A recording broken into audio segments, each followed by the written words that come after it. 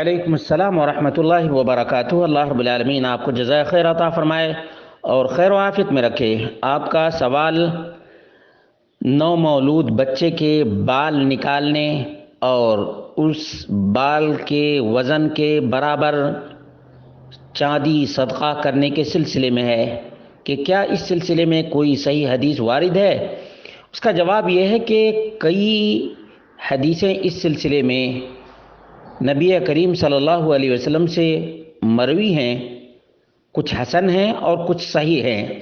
چنانچہ مصنف ابن ابی شیبہ میں 24,234 نمبر کی روایت ہے، ان علی قال عق رسول اللہ صلی اللہ علیہ وسلم عن الحسن بشاة فقال یا فاطمہ احلقی راسہ وتصدقی بزنت شعرہ فضہ، فاطمہ اس کے سر کے بال نکالو اور اس کے بال کے برابر چاندی صدقہ کرو۔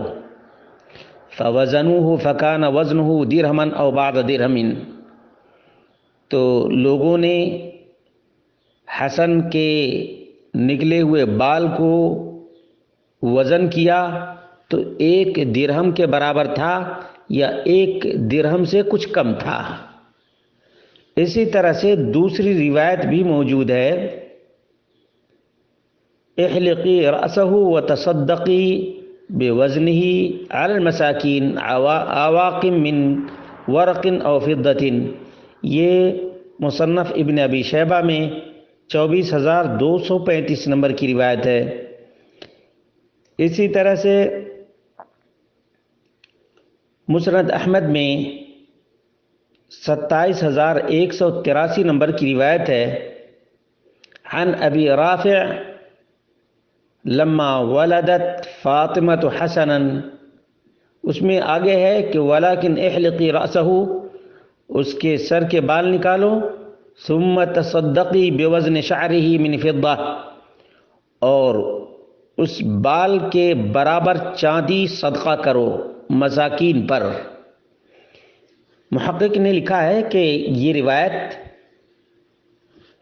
صحیح ہے، یہ روایت صحیح ہے۔ اسی طرح سے دیگر کتب احادیث کے اندر بھی چاندی صدقہ کرنے کے سلسلے میں روایات پائی جاتی ہیں۔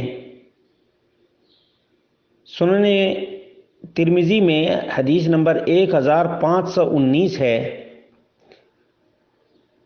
وقال یا فاطمہ احلقی رأسہ، فاطمہ اس کے سر کے بال نکال دو، وتصدقی بزنت شعرہ فضہ، اور اس کے سر کے بال کے برابر چاندی صدقہ کرو۔ فوزنتہ فکان وزنہ درہما او بعد درہم، یہ روایت اسنادی اعتبار سے کمزور ہے، البتہ دیگر روایات کی وجہ سے شیخ ناصر الدین الالبانی نے اس کو حسن قرار دیا ہے، اس کو حسن قرار دیا ہے۔ اسی طرح سے دیگر کتب احادیث کے اندر بھی موجود ہے، المعجم الکبیر للطبرانی میں 917 نمبر کی روایت ہے کہ رسول اللہ صلی اللہ علیہ وسلم نے فرمایا احلقی رأسہ وتصدقی بوزن شعرہ ورقا او قال فضۃ علی المساکین۔ اس سے بھی معلوم ہوتا ہے کہ یہ مستحب کام ہے۔ کیسا کام ہے؟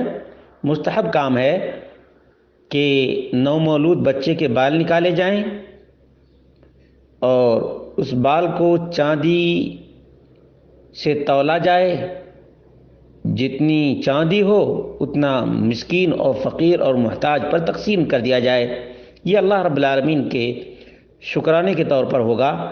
معجم الکبیر طبرانی کی دوسری روایت بھی ہے 2576، اس میں بھی یہ بات ہے، احلقی راسہ وتصدقی بوزن شعرہ ورقا او فضۃ علی المساکین۔ اور المعجم الکبیر للطبرانی میں 246 نمبر کی بھی روایت ہے۔